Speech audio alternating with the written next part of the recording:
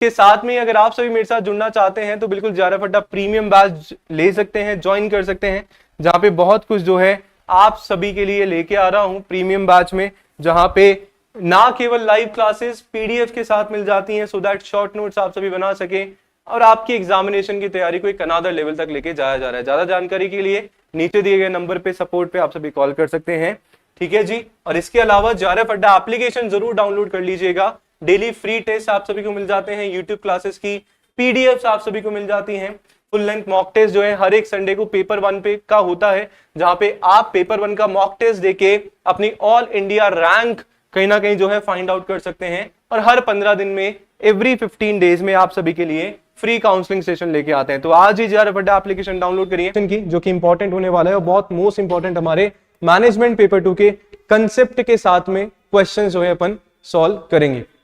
All good, बिल्कुल JRF clear होने से आजादी मिलेगी। चलो बिल्कुल, बहुत बढ़िया। चलिए, तो फर्स्ट क्वेश्चन भी हैव आज की अपनी क्लास का, फटाफट से मुझे बताएंगे आंसर और अपन जो है सारी की सारी चीजें करेंगे। बट यस, मुझे आप लोग एक काम जल्दी से करिए, शेयर सेशन को जरूर से कर दो और बता दो सभी को कि सर की जो क्लास है बिल्कुल शुरू हो चुकी है, ठीक है।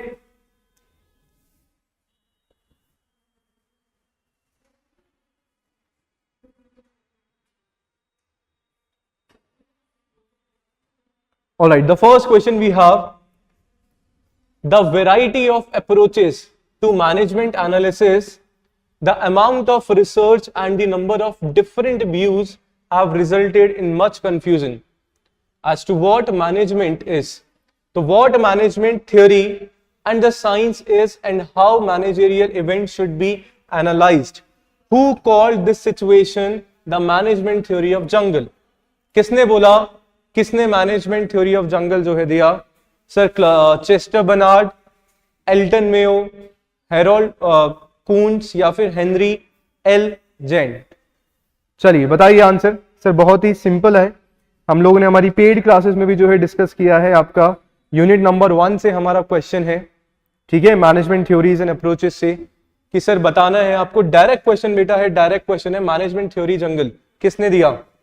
कौन बताने वाला है आंसर? बिल्कुल राज, बिल्कुल बिल्कुल। I am just going to take definitely these types of classes, but yes you just have to be you know C option. चलिए बहुत बढ़िया, बहुत बढ़िया। कि सर हम लोग बात कर रहे हैं कून्स और डोनल की, हम लोग बात करते हैं। इन्होंने सर क्या दिया है? इन्होंने दिया है द मैनेजमेंट थ्योरी जंगल। मैंने बताया भी था पहले भी हम लोगों ने इसके बारे में जो है डिस्कस किया है, ठीक है। तो सर क्या है actually management theory of jungle? Actually होती क्या है सर? हमारी एक अप्रोच है हमारे मैनेजमेंट थ्योरी की, जिसमें हम लोग क्या करते हैं सर जी, बहुत सारी चीजें, डिफरेंट व्यूज हमारे पास होते हैं मैनेजमेंट के, डिफरेंट वेराइटीज हमारे पास होते हैं सर जी, टूल्स होते हैं, वो आपस में मिलके सही कहीं ना कहीं क्या करते हैं, इतने ज्यादा कंफ्यूजन क्रिएट, मतलब हमारी जो सिचुएशन हो जाती है जहां पे हमें समझ में नहीं आता है कि सर व्हाट इज मैनेजमेंट। तो वहां पे अलग अलग टूल्स, एक सिंपल लैंग्वेज में अगर आपको समझाने की कोशिश करूं तो सुनना और समझना। यहाँ पे मैनेजमेंट जो हमारे जो स्कूल्स हैं, अलग अलग 6 हमारे स्कूल्स होते हैं। सबसे पहले तो जो फैक्ट्स हैं जो आपको ध्यान में रखने हैं आपके एग्जामिनेशन के लिए कौन से इंपॉर्टेंट है sir, management theory jungle given by Coons, कब दिया था? 1908 टू 1984, है ना। वो तो इनके बारे में है एक्चुअली। 6 अलग अलग हमारे स्कूल्स होते हैं, management process, empirical, human behaviour, social system, decision theory और मैथमेटिकल स्कूल्स, है ना। अपने इन्होंने सबने जो है अपना अपना मैनेजमेंट में कंट्रीब्यूशन किया, बट क्या है, सम आर टूल्स, पर कुछ जो है अप्रोचेस हम नहीं बोल सकते, कुछ कहीं ना कहीं आपके टूल्स यहाँ पे होते हैं, है ना, टूल्स यहाँ पे होते हैं। तो ये जो चीजें हैं आपको ध्यान में रखनी है, आई होप। अब एक चीज यहाँ पे जो आप सभी की इंपॉर्टेंट हो जाती है, एक और नाम जो है हमें यहाँ पे देखने को मिलता है, एल्टन मेयो। एल्टन मेयो बताएंगे कि सर क्या जो है इन्होंने दिया था, फटाफट से मुझे बता दो आंसर कि सर एल्टन मेयो को किस नाम से जो है हम लोग जानते हैं। अगर एल्टन मेयो की हम लोग बात करें तो he is known as father of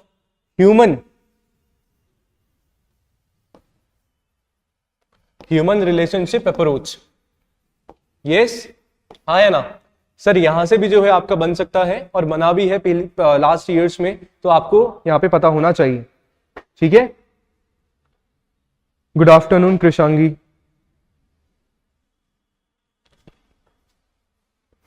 चलो बहुत बढ़िया. Now the next question we have, I hope ये समझ में आ गया होगा. Who is known as the father of brainstorming? चलिए बताइए मुझे जल्दी से कि sir father of brainstorming किसको कहा जाता है?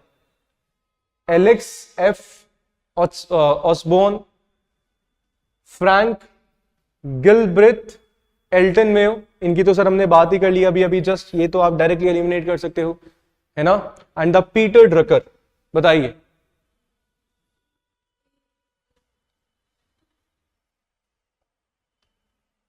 चलिए बहुत बढ़िया.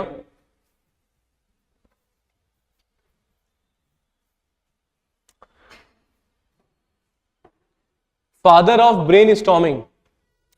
ये सर हम लोग, हमारे ब्रेन स्टॉर्मिंग का मतलब होता क्या है? सबसे पहले तो ये समझना है, बहुत ही बेसिक हमारा यहाँ पे मीनिंग है.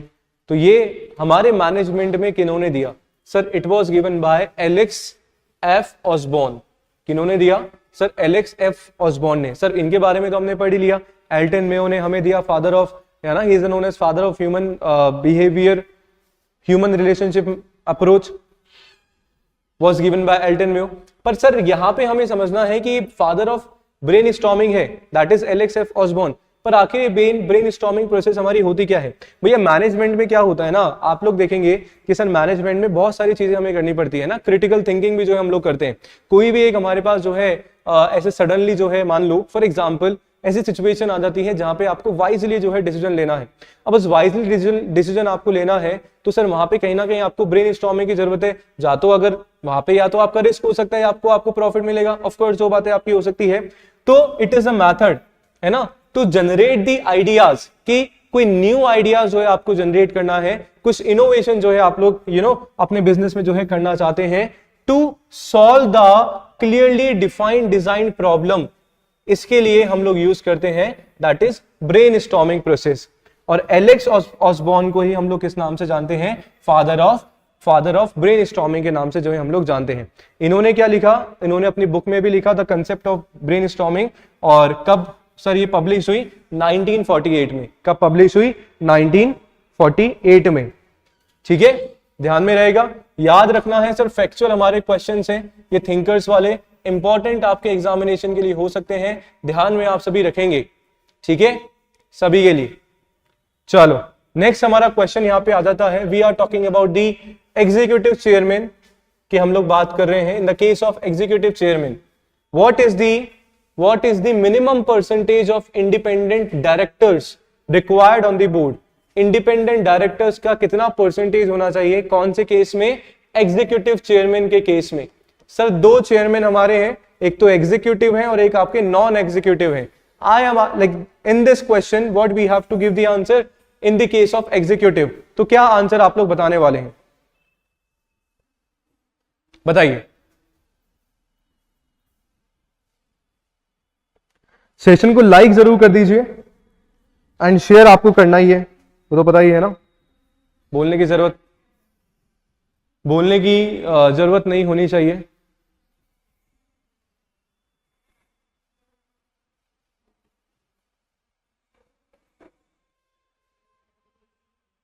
बताएं. B option. चलिए बिल्कुल, देखो हम लोग बात कर रहे हैं कि सर एक तो हमारे सर एग्जीक्यूटिव चेयरमैन के केस में हम लोग बात कर रहे हैं, and the second we have non executive. ठीक है, नॉन एग्जीक्यूटिव चेयरमैन. तो अगर अपन एग्जीक्यूटिव चेयरमैन के केस में सर बात कर रहे हैं, so that would be half. कितना हो जाएगा सर? हाफ, यानी कि एटलीस्ट हाफ जो है आपके होने चाहिए. But if we are talking about the non executive case में, तो सर वहां पे कितना होता है? वहां पे आपका होता है एटलीस्ट 1/3. कितना होता है? एटलीस्ट 1/3. ये आपको जो है दोनों ध्यान में रखना है, और यहां से हम लोग कंफ्यूज हो जाते हैं. बहुत सारे बच्चे जो है एटलीस्ट 1/3 लगा के आते हैं, तो 1/3 आप लोग ध्यान में रखेंगे किसके केस में है? सर नॉन एग्जीक्यूटिव के केस में. बट क्वेश्चन में क्लियरली मेंशन है एग्जीक्यूटिव चेयरमैन, सो कितना होना चाहिए सर? At least half. ठीक है, ध्यान में रहेगा. बताओ मुझे, सिंपल है, यस और नो. चलिए नेक्स्ट क्वेश्चन हमारा है demonstrating statistically a relationship between scores on a selection procedure and job performance of a simple workers is called. क्या बोलेंगे sir? Content validity, construct validity, criteria validity, या फिर test validity? चलिए बताइए जल्दी से आंसर आप लोग कमेंट सेक्शन में, और सेशन को शेयर जो है जरूर से करते रहिए।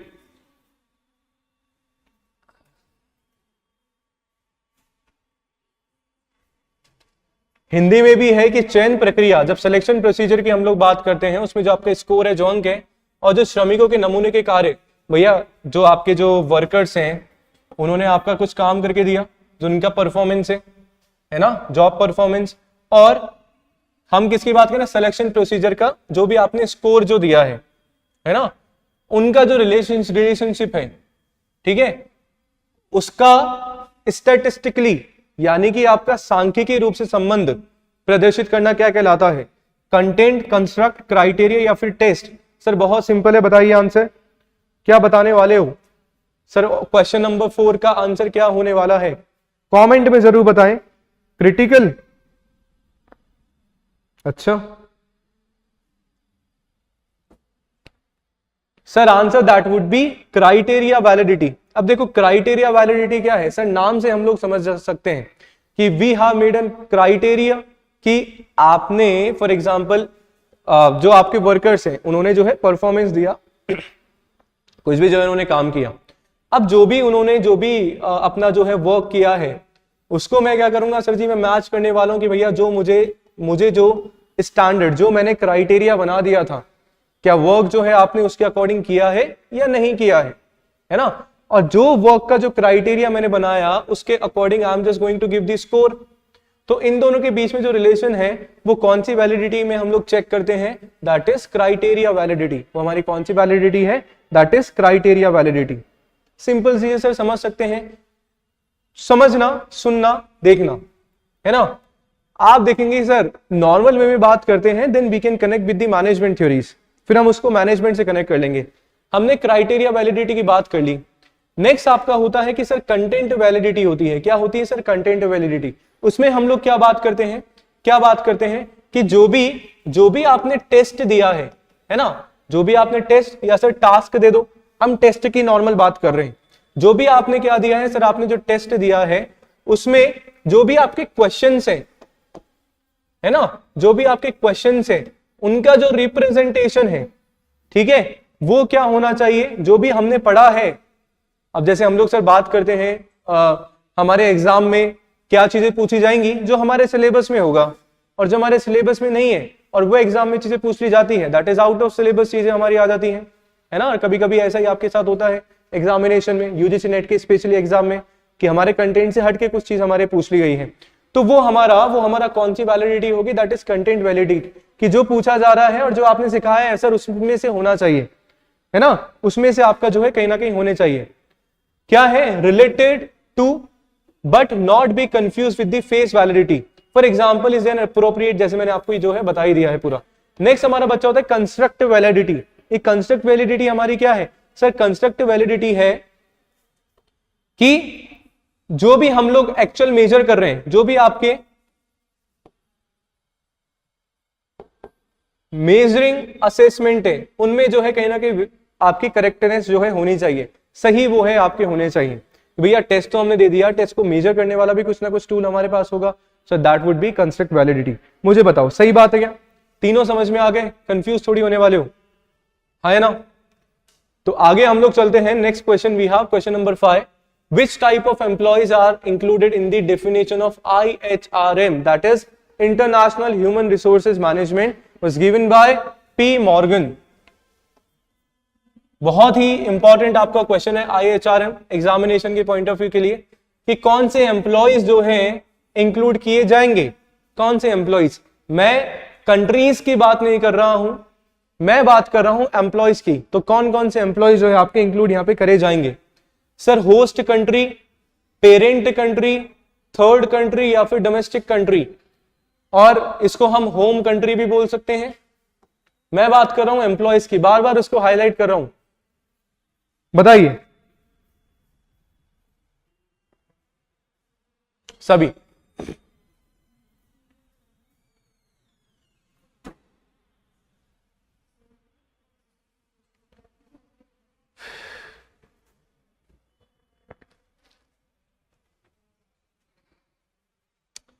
IHRM international human resource management की हम लोग बात कर रहे हैं।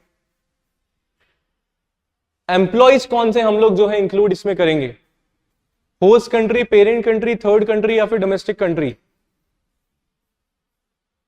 फिफ्थ का बी, ABC क्वेश्चन मार्क। देखो दो चीजें हैं सर, एक तो आपके नेशन है ना कि IHRM में कौन सी कंट्रीज जो है आपकी इंक्लूड हो रही है, और एक आपके एम्प्लॉइज है। तो एम्प्लॉइज में सर ऑफ कोर्स जो आपके होस्ट कंट्री नेशंस के एम्प्लॉइज होंगे, बिल्कुल सही बात है ना सर। आपके जो है पेरेंट कंट्री के जो नेशंस है ना, वो सर ऑफ कोर्स आपके जो एम्प्लॉइज हैं वो इंक्लूड होंगे। साथ में थर्ड कंट्री, ठीक है, थर्ड मींस अदर कंट्रीज के। यहां पे सर आपका जो होम कंट्री है वो इंक्लूड, यानी कि जो डोमेस्टिक कंट्री वो इंक्लूड नहीं होता। पर अगर अपन यहाँ पे कंट्रीज की बात करते हैं तो कंट्रीज में तीन चीजें सर जी ध्यान में रखनी है। क्या? Host, home, other. ठीक है, यहां पे पेरेंट कंट्री जो है इंक्लूड नहीं होता है। पर सर ह्यूमन रिसोर्स एक्टिविटी हमारी कौन सी होती है? अगर अपन IHRM की बात करते हैं, पहले हम लोग समझते हैं कि एक्चुअली IHRM है क्या, इंटरनेशनल ह्यूमन रिसोर्स मैनेजमेंट हमारा क्या है। कि सर ह्यूमन रिसोर्स मैनेजमेंट की हम लोग बात कर रहे हैं, ये क्या है? जो भी आपका ह्यूमन रिसोर्सेज है उसको क्या करना, उसको अलोकेट करना, उसको प्रोक्योर करना, साथ में उसको इफेक्टिवली यूटिलाइजेशन करना। हम लोग बात करते हैं सर जापान और चाइना की, है ना, हम लोग चाइना और जापान की बात करते हैं और हम लोग कंपेयर कर रहे हैं इंडिया के साथ।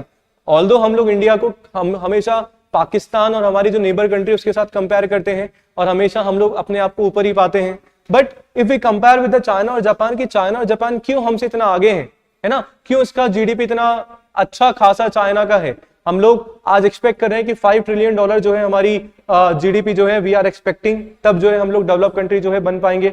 बहुत सारे फैक्टर्स जो है हम लोग ऐड कर रहे हैं, पर क्या हम सही से हमारे जो ह्यूमन रिसोर्सेज है उनका यूज कर रहे हैं सर? नहीं कर रहे हैं। चाइना और जापान क्या कर रहे हैं sir? They are just utilizing the human resources, है ना।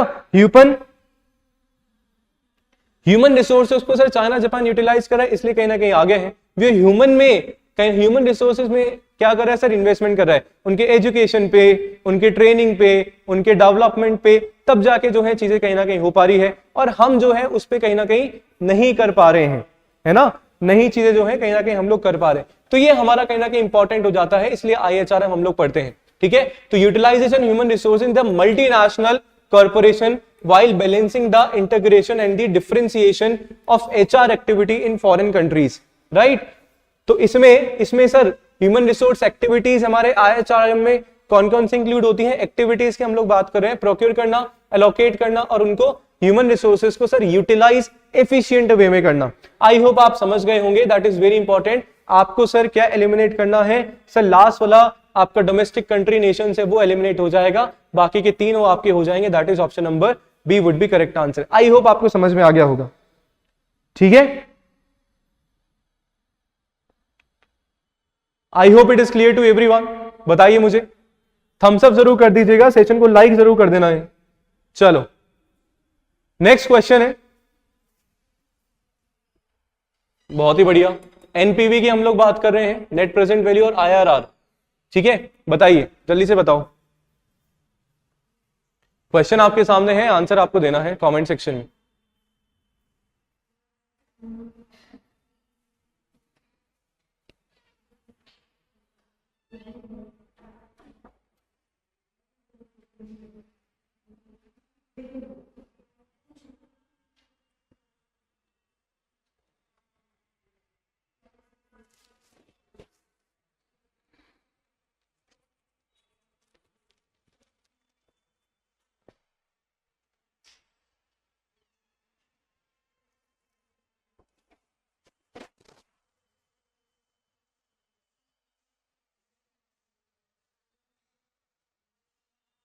इस क्वेश्चन में आउट हो गए अरे आउट नहीं होना यार, सिंपल है। देखो समझते हैं ना, आई एम जस्ट वेटिंग कि किसी का आंसर आ जाए। हम बात कर रहे हैं which one of the following is correct about the NPV and IR project A and project B. दोनों अलग अलग प्रोजेक्ट है, इंडिपेंडेंट है ना। तो सर कौन सा फॉलोइंग करेक्ट हमारा यहाँ पे होने वाला है? NPV A plus NPV is equals to NPV of both A plus B, या एनपीवी ए का जो एनपीवी यानी कि ए प्रोजेक्ट का जो हमारा नेट प्रेजेंट वैल्यू होगा वो किसके बराबर होगा? बी प्रोजेक्ट के एनपीवी से प्लस दोनों के सम से, आईआरआर प्लस आईआरआर बी का, एक और बी का मिला के आपका दोनों का बनेगा, या IRR A multiply by IRR B plus ये वाला। तो सर कुछ तो हमारे पास ऐसे ऑप्शन होते हैं जो देखते ही हमें क्या लगते हैं सर, देखते ही हमें कहीं ना कहीं क्या लगते हैं सर, अटपटे हमें लगते हैं, है ना। अब आप देखोगे सर ऐसा कोई फॉर्मूला हमारे पास है ही नहीं सर, सिंपल सा है, एनपीवी और आईआरआर हम लोग डिस्कस कर रहे हैं, तो किसका है sir ji, NPV net present value of A project plus net present value of B project is equals to NPV of A plus B, NPV of A plus B हमारा जो है करेक्ट यहाँ पे आंसर, करेक्ट आंसर यहाँ पे हमारा बन जाएगा। दिस इज बिकॉज, क्यों हो रहा है ये, क्योंकि पता है सर जो आपका नेट प्रेजेंट वैल्यू है वो क्या है, हमारा एडिक्टिव मेजर होता है, पता है ना। और दो जो कंबाइंड हमारे जो एनपीवी है, नेट प्रेजेंट वैल्यू है, वो क्या है, वो क्या है, टू इंडिपेंडेंट। अभी मैंने जब क्वेश्चन के स्टार्टिंग में आपको एक वर्ड बोला था इंडिपेंडेंट, तो दो हमारे इंडिपेंडेंट क्या है सर जी, प्रोजेक्ट है, प्रोजेक्ट ए और प्रोजेक्ट बी। तो क्या होता है, दो इंडिपेंडेंट जो हमारे प्रोजेक्ट है ना, वो किसके इक्वल होता है, सम ऑफ देयर इंडिविजुअल एनपीवी, उनका अलग अलग जो भी आपका सम होगा, यानी कि NPV of A plus NPV of B is equals to NPV of A plus B. ये जो है आप सभी को ध्यान में अच्छे से रखना है, ठीक है, बताओ सही है। अरे अपन आगे आने वाली क्लासेस में डेफिनेटली करेंगे, अगर दिसंबर के लिए तैयारी कर रहे हो तो बिल्कुल पेड में तो हम लोग कर ही रहे हैं, यूट्यूब पे डेफिनेटली जो है मैं इस वाली यूनिट का पोर्शन करवाने वाला हूं डेफिनेटली, है ना, for the December 2024। But yes, अभी के लिए इतना काफी है क्वेश्चन की सीरीज में। चलिए हम लोग बात कर रहे हैं सर, तो समझेंगे, हम लोग बात कर रहे हैं चैनल स्ट्रक्चर की। तो question number 8 we have a channel structure in which procedure wholesaler and the retailers act as a unified system. Sir एक जैसे सिस्टम में हम लोग काम कर रहे हैं, है ना, पूरा का पूरा सर हमारा डिस्ट्रीब्यूशन सिस्टम होता है। आप लोगों को पता है सर, हमारा पहले मैन्युफैक्चरर या प्रोड्यूसर हमारा हो गया, फिर हमारा जो है होलसेलर हो जाएगा, फिर रिटेलर हमारा हो जाएगा, फिर हमारा कंज्यूमर यहाँ पे हो जाता है, राइट। तो हम लोग बात करें कि प्रोड्यूसर, होलसेलर और रिटेलर दोनों यूनिफाइड सिस्टम में काम कर रहे हैं। One channel member owns the others, has contracts with them, has much power that they all corporate. तो इस कंसेप्ट को सर हम लोग क्या बोलने वाले हैं, conventional distribution channel, vertical marketing system, franchisee system या फिर हॉरिजॉन्टल मार्केटिंग सिस्टम, बताइए। शेयर जरूर कर दीजिए सेशन को।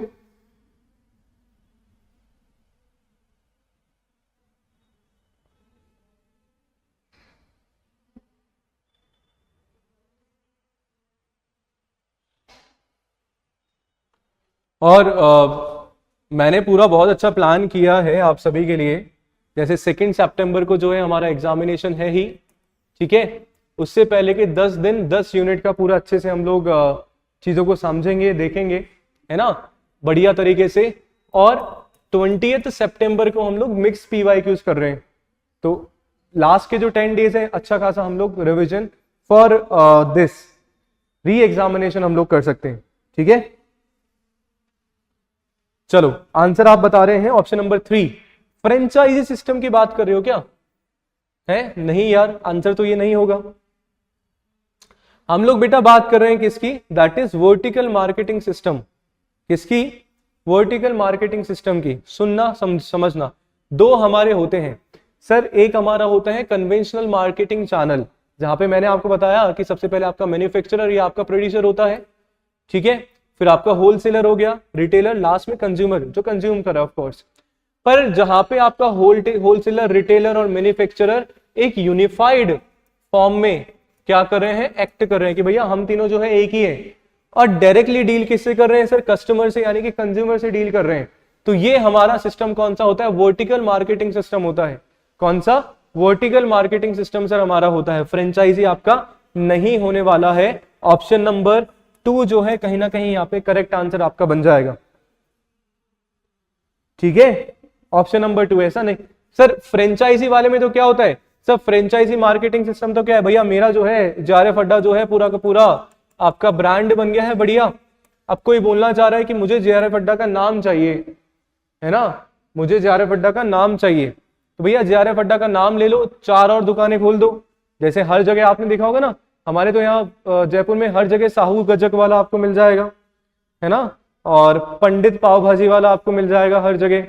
तो सारे के सारे पंडित और सारे के सारे साहू जो है थोड़ी गजक और पाव भाजी बेच रहे हैं कि सर उन्होंने केवल नाम ले लिया है और वो असली भी नहीं है। असली तो कोई एक थे जो साहू जी गजक बनाते थे, या नहीं, जो पंडित पाव भाजी बनाते थे, हाँ या ना। तो वो एक आपकी चीज हो जाती है जहां पे हम नाम सर दे रहे हैं हमारा। के साथ में अगर आप सभी मेरे साथ जुड़ना चाहते हैं तो बिल्कुल जेआरएफ अड्डा प्रीमियम बैच ले सकते हैं, ज्वाइन कर सकते हैं, जहां पे बहुत कुछ जो है आप सभी के लिए लेके आ रहा हूं प्रीमियम बैच में, जहां पे ना केवल लाइव क्लासेस पीडीएफ के साथ मिल जाती हैं सो दैट शॉर्ट नोट्स आप सभी बना सके और आपकी एग्जामिनेशन की तैयारी को एक अनदर लेवल तक लेके जाया जा रहा है। ज्यादा जानकारी के लिए नीचे दिए गए नंबर पे सपोर्ट पे आप सभी कॉल कर सकते हैं, ठीक है जी। और इसके अलावा जेआरएफ अड्डा एप्लीकेशन जरूर डाउनलोड कर लीजिएगा। डेली फ्री टेस्ट आप सभी को मिल जाते हैं, यूट्यूब क्लासेस की पीडीएफ आप सभी को मिल जाती हैं, फुल लेंथ मॉक टेस्ट जो है हर एक संडे को पेपर 1 पे का होता है, जहां पे आप पेपर 1 का मॉक टेस्ट देके अपनी ऑल इंडिया रैंक कहीं ना कहीं जो है फाइंड आउट कर सकते हैं। और हर 15 दिन में एवरी 15 डेज में आप सभी के लिए फ्री काउंसलिंग सेशन लेके आते हैं। तो आज ही जेआरएफ अड्डा एप्लीकेशन डाउनलोड करिए। मिलते हैं कल शाम को सेम प्लेटफॉर्म सेम जगह सेम टाइम पे आपके अपने platform commerce spotlight by JRF अड्डा पे। Thank you so much for watching me. धन्यवाद, शुक्रिया, नमस्कार, थैंक यू।